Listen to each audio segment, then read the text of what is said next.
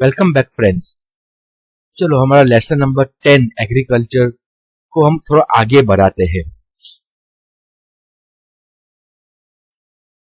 तो अब अभी हम इंडिया में एग्रीकल्चरल प्रोडक्ट्स की बात करें तो वी हैव सीरियल्स में, सीरियल मीन्स अनाज में, wheat, barley, paddy, then millets, jowar, maize मकई।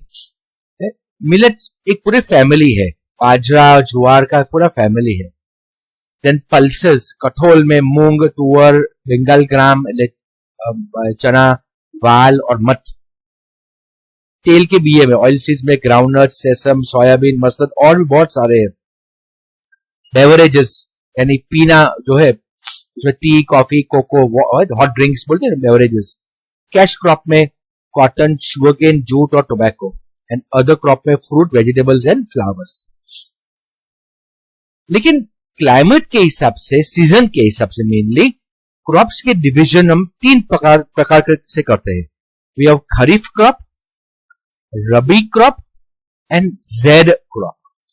खरीफ क्रॉप मानसून सीजन में उगाए जाने वाले क्रॉप्स। तो जून जुलाई में उसका सोइंग होता है, वो भी सीड्स को रोपते हैं, बारिश जब चालू होते तब, और अक्टूबर नवंबर में उसका हार्वेस्टिंग होता है। तो अक्टूबर नवंबर में हार्वेस्टिंग होता है।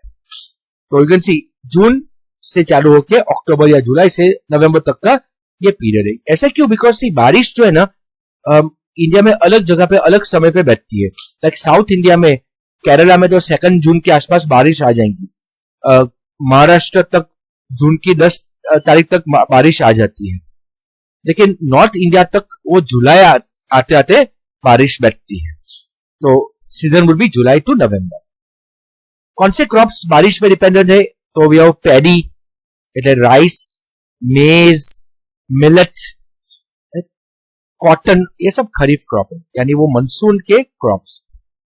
ऐसे रबी क्रॉप जो है, रबी क्रॉप्स विंटर में उगाए जाने वाले क्रॉप्स है। तो वो उनका सोइंग सीजन अक्टूबर नवंबर में चालू होता है और उनका हार्वेस्टिंग सीजन मार्च अप्रैल में होता है। तो विंटर चालू होने से पहले उनका सोइंग होता है एंड समर चालू होने से पहले उनका हार्वेस्टिंग होता है। तो wheat is the main rabi crop, winter का क्रॉप है। ग्राम એટલે चना, बार्ली, मस्टर्ड, राई, ये सब रबी क्रॉप्स। और जेड क्रॉप्स जो है वो समर के क्रॉप्स है, वो शॉर्ट क्रॉप सीजन है, मार्च से जून का। समर का जो मेन पीरियड है उस समय के क्रॉप्स है zaid crops. Normally watery fruity जो क्रॉप्स है, जैसे पानी बहुत होता है, जैसे वाटरमेलन, फ्रूट्स, क्यूकम्बर्स, कुछ वाटरी वेजिटेबल्स, ये सब जेड क्रॉप्स, वो समर में पाए जाने वाले मेन वाटर बेस्ड क्रॉप्स है, ज्यादा पानी पकड़ के रखने वाले क्रॉप्स। तो वो जेड क्रॉप्स है। तो वी हैव 3 क्रॉप्स, देखो, खरीफ क्रॉप, रबी क्रॉप और जेड क्रॉप्स। मेजर क्रॉप्स की बात करें तो फर्स्ट हम फूड ग्रेन्स की बात करते हैं। इंडिया का 75% लैंड जो है, जो कल्टीवेशन के अंदर है, वो फूड ग्रेन्स के लिए है। प्लीज याद रखने वाला क्या जाता है कि जितना भी लैंड हम खेती करते हैं, जितना भी लैंड अवेलेबल है खेती के लिए, उसका 75% लैंड पे अनाज उगता है, फूड ग्रेन्स उगता है। और 50% of all the food grown in India, सारे एग्रीकल्चर प्रोडक्ट्स, वो फूड ग्रेन्स ही होता है। ये हमारा स्टेपल है। फूड ग्रेन्स जो है ना, ये हमारा स्टेपल डाइट होता है। स्टेपल એટલે ब्रेकफास्ट, लंच, डिनर में हम उसको यूज करते ही है, मैक्सिमम उसको यूज करते हैं। सी ग्रेन्स मेनली एनर्जी देते हैं, एनर्जी देते, प्लस उसको स्टोर कर सकते हैं, वो लंबे समय तक उसको स्टोर कर सकते हैं। ये 2 कारण सर गरीब कंट्रीज में मैक्सिमम लोग फूड ग्रेन्स खाएंगे, उनका स्टेपल फूड ग्रेन्स होगा। और बाकी का जो क्रॉप होगा वो उसके आजू बाजू सप्लीमेंट्री क्रॉप्स होगा। सो इंडिया में, जैसे साउथ इंडिया में राइस स्टेपल होगा, तो नॉर्थ इंडिया में व्हीट स्टेपल होगा, चाइना के लोगों के लिए राइस स्टेपल होगा। तो चावल ही मेन होगा सेंटर में, और साइड में दाल या कोई सब्जी या कोई मीट का डिश या कोई स्टू, कोई भी चीज वो साइड में होगा, सेकेंडरी डिश होगा। और वो बल्क में राइस या व्हीट खाएंगे, यानी कोई ग्रेन खाएगा, और वो मसाले वाला सब्जी या कोई और चीज उसको अकम्पनीमेंट में के लिए होगा, जिसमें प्रोटीन और विटामिन और मिनरल्स उसको मिलेगा। तो राइस, व्हीट, ज्वार, मिलेट, मक्कई, मेज, वो मेजर फूड ग्रेन्स है इंडिया का। चलो पहले हम पैडी की बात करते हैं, राइस की बात करते हैं। तो राइस वो मेन क्रॉप है, वो हमारा मेजर एग्रीकल्चर क्रॉप है। इंडिया का 25% लैंड पे, यानी 1/4 टोटल एरिया पे राइस उगाया जा रहा है। टोटल क्रॉप एरिया पे जितने भी जमीन पे खेती करते हैं उसका 25% यानी 1/4 एरिया पे राइस उगाते हैं। इंडिया सेकंड लार्जेस्ट प्रोड्यूसर है राइस का आफ्टर चाइना। चाइना वर्ल्ड में फर्स्ट प्रोड्यूसर है, और वो कंज्यूमर भी फर्स्ट है। चाइना में तो राइस ही चलता है, इंडिया में राइस के अलावा व्हीट, ज्वार, बाजरा बहुत सारा कुछ चलता है, पर इंडिया सेकंड लार्जेस्ट प्रोड्यूसर है राइस का। राइस टॉरिड जोन का क्रॉप है, એટલે वो वार्म जोन में ही वो चलेगा, वार्म प्लस ह्यूमिड, उसको वार्म एंड ह्यूमिड क्लाइमेट चाहिए, गर्मी का क्लाइमेट चाहिए और भेज वाला पानी ज्यादा चाहिए। इंडिया बहुत सारा राइस एक्सपोर्ट करता है, यूएसए, यूएई वगैरह कंट्रीज, यूरोप में हम एक्सपोर्ट करते हैं। अभी उसका क्लाइमेटिक कंडीशन देखे तो वो खरीफ क्रॉप है, समर का क्रॉप है, मानसून का क्रॉप है। लेकिन अगर इरिगेशन फैसिलिटी अगर मिल रहा है तो वो समर में भी ग्रो हो सकता है, इवन विंटर में भी ग्रो हो सकता है। मेनली साउथ इंडिया में तो पूरे साल हम राइस उगा पाएंगे, बिकॉज साउथ इंडिया में विंटर जैसा कुछ होता ही नहीं है ना, पूरे साल सीजन वार्म ही होता है। राइस के लिए एक सॉइल एलुवियल सॉइल चाहिए, delta region, river delta region या रिवर बेसिन रीजन का एलुवियल सॉइल चाहिए जो मोस्ट सुटेबल है। उसको हॉट एंड ह्यूमिड क्लाइमेट चाहिए, बारिश 100 सेमी या ज्यादा चाहिए rainfall, and temperature 30 to 40 degree Celsius temperature चाहिए, यानी वार्म क्लाइमेट चाहिए, 100 सेमी से ज्यादा बारिश चाहिए, हॉट एंड ह्यूमिड क्लाइमेट चाहिए और एलुवियल सॉइल चाहिए। ये प्लीज आप याद रखना, this is very very important. India में मेजर राइस प्रोड्यूसिंग स्टेट्स कौन से? तो जो भी कोस्टल एरिया है वहां पे राइस उगेगा। तो वेस्ट बंगाल चालू करेंगे, वेस्ट बंगाल, उसके नीचे ओडिशा, उसके नीचे आंध्र प्रदेश, उसके नीचे तमिलनाडु, उसके बाजू में केरला, उसके ऊपर Karnataka, right. Then central India में उत्तर प्रदेश एंड मध्य प्रदेश, बोले कोस्टल एरिया नहीं है लेकिन बारिश वहां पे काफी अच्छी है। इवन बिहार,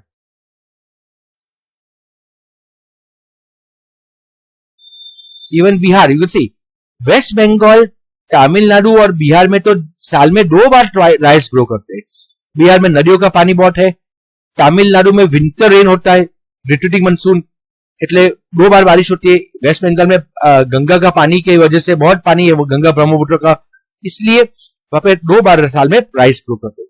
गुजरात की बात करें तो राइस नॉर्थ गुजरात में, यानी पंचमहाल डिस्ट्रिक्ट, अहमदाबाद डिस्ट्रिक्ट और खेड़ा डिस्ट्रिक्ट, यानी नॉर्थ गुजरात में राइस काफी उगाते हैं। वैसे तो सूरत के आजू बाजू भी राइस उगते, लेकिन वो इरिगेशन में डिपेंडेंट है, डैम का पानी की वजह से राइस उगाता है। राइस कल्टीवेशन के लिए देखो, राइस के जो सैपलिंग्स है, ये सैपलिंग्स जो है ना, उसको पहले नर्सरी में उगाते हैं साइड पे, एंड बाद में पानी वाला फील्ड है जिसमें पानी भरा है वहां पे उसको ट्रांसप्लांट करते हैं। देखो ये ले रही है ना, ये सैपलिंग को अंदर प्लांट कर रही है, अंदर घुसा रही है, यानी वो सैपलिंग को बाहर उगाएंगे नर्सरी में, एंड बाद में ट्रांसप्लांट करके राइस को रोपेंगे, पूरा फील्ड में उसको रो में रोपेंगे। एंड ये राइस का पूरा प्लांट है जो उगेगा, और इसमें ये जो राइस का जो पार्ट शाफ है उसको अलग करके, उसको मार के राइस के दाने को अलग करेंगे, बाद में उसको पॉलिश करके यूज करेंगे। व्हीट की बात करें अभी, तो wheat second most important crop है after paddy. Paddy first crop है जो सबसे ज्यादा उगाते हैं, व्हीट सेकंड नंबर। ये 1/6 ऑफ एरिया पे उगता है। पैडी कितना था? 1/4, 25% एरिया पे पैडी वाज ग्रोन। ये 1/6 मीन्स अराउंड 18% लैंड पे व्हीट इज ग्रोन। ये टेम्परेट जोन का क्रॉप है, यानी उसको कूल क्लाइमेट चाहिए, बहुत ज्यादा गर्मी नहीं चाहिए। उसको ब्लैक फर्टाइल लोमी सॉइल चाहिए। टेम्परेचर देखो 20 से 30 डिग्री टेम्परेचर चाहिए और बारिश भी बहुत काफी कम चाहिए, 45 to 75 सेमी ऑफ रेनफॉल इसको चाहिए, यानी कम बारिश और कम टेम्परेचर। यानी नॉर्थ इंडिया में ये चलता है, पंजाब के साइड काफी व्हीट उगेगा। अभी व्हीट को उगाने के लिए ड्यू जो है ना, झाकल, झाकल कंड्यूसिव है। Conducive means helpful, conducive means helpful, तो ड्यू कंड्यूसिव है व्हीट का प्लांट का ग्रोथ में। लेकिन फ्रॉस्ट जो है, सीवियर कोल्ड, बहुत कोल्ड और फ्रॉस्ट करे, बर्फ जमे, तो वो हार्मफुल है। यानी जब बारिश गिरे, ठंडक में जब झाकल आए, ड्यू आए तो अच्छी बात है, लेकिन अगर वो बर्फ में कन्वर्ट हो जाए, फ्रॉस्ट बन जाए, तो वो हार्मफुल होगा।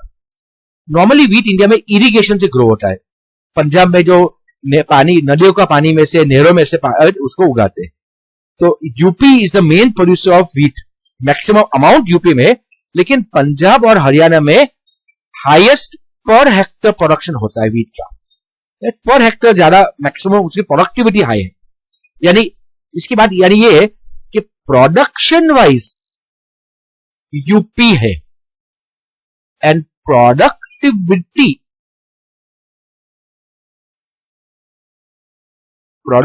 Wise we have Punjab. Correct. Amount of wheat grown UP number 1 है, पर हेक्टर कितना उगता है वो उसमें पंजाब नंबर 1 है। गुजरात की बात करें तो गुजरात में भाल रीजन, गुजरात का भाल रीजन भालिया व्हीट के लिए फेमस है। उसके अलावा गुजरात में मेहसाना, राजकोट और खेड़ा में भी व्हीट उगाया जाता है। अभी व्हीट को किंग ऑफ ग्रेन्स क्यों कहा गया है? Wheat is called the king of grains. Important give reason है। तो फर्स्ट रीजन कि wheat is more nutritious than other food grains. Rice के मुकाबले या ज्वार, बाजरा के मुकाबले व्हीट ज्यादा न्यूट्रिशियस है। इसमें कार्बोहाइड्रेट्स, प्रोटीन्स और फैट का मात्रा अच्छा है। उसमें मिनरल्स है लाइक आयरन एंड फॉस्फोरस, तो उसकी न्यूट्रिशन वैल्यू व्हीट की हाई है। एट द सेम टाइम बहुत सारे आइटम व्हीट से बनते हैं, वो बहुत we can say it is versatile. उसमें रोटी, paratha, biscuits, breads etcetera wheat से बनता है। तो व्हीट एक बहुत वर्सेटाइल ग्रेन है। वर्सेटाइल का मीनिंग है बहु उपयोगी, बहुत उपयोग में आने वाला। मल्टीपल चीज व्हीट से बनता है। Hence wheat is known as the king of grains. ये रीजन याद रखना। नेक्स्ट गिव रीजन आएगा कि Punjab is called the wheat bowl of India. तो आप देखो इंडिया में व्हीट और पैडी का ग्रोइंग रीजन देखे तो पैडी के लिए हमने ये हमारा we have kept this standing line और व्हीट के लिए ये स्लीपिंग लाइन है। तो देखो स्टैंडिंग लाइन देखो तो इसे ना पूरा कोस्टल एरिया, पूरा कोस्टल एरिया में पैडी उगता है। इवन पंजाब, बिहार में, यूपी में तो दोनों उगता है, wheat and rice both will grow. Assam side में भी देखो काफी पैडी उगता है। और व्हीट देखो ये पूरा north India, Punjab, Haryana, even UP, UP में उगेगा, मध्य प्रदेश, गुजरात में ये पूरा एरिया, इवन महाराष्ट्र, थोड़ा आंध्र प्रदेश में व्हीट कैन बी ग्रोन। लेकिन मेनली व्हीट का प्रोडक्टिविटी वाइज मैक्सिमम यहाँ पे होता है एंड प्रोडक्शन वाइज यूपी में होता है। ओके, तो एक क्वेश्चन ये है कि why is Punjab called the wheat bowl of India? तो इसका आंसर ये है कि maximum Punjab and Haryana grow the highest per hectare production of wheat in India. So Punjab is the biggest producer of wheat per hectare. It has highest productivity. So wheat is Punjab is called wheat bowl. Punjab को क्या बोलते हैं? India का wheat का bowl. Okay, now जुआर की बात करें। जुआर एक कोर्स ग्रेन है। कोर्स मीन्स सूखा, या रफ बोलते हैं उसको इंग्लिश में। आपका एग्जाम में रफ मत लिखना प्लीज, राइट कोर्स होंगे। इसको कम पानी चाहिए, यानी रफ ग्रेन मीन्स कम पानी में उगने वाला। It will grow in less water. तो जो जहां पे बारिश कम गिरती है वहां पे लोग ज्वार उगाते हैं। इंडिया का थर्ड मोस्ट इंपॉर्टेंट क्रॉप है, लेस रेनफॉल में उगने वाला है। 30 से 60 सेमी रेनफॉल चाहिए, यानी कि बहुत कम बारिश के में उगेगा। और टेम्परेचर का रेंज भी देखो 18 to 32, मॉडरेट टेम्परेचर उसको चाहिए। फर्टाइल लोमी सॉइल सुटेबल है।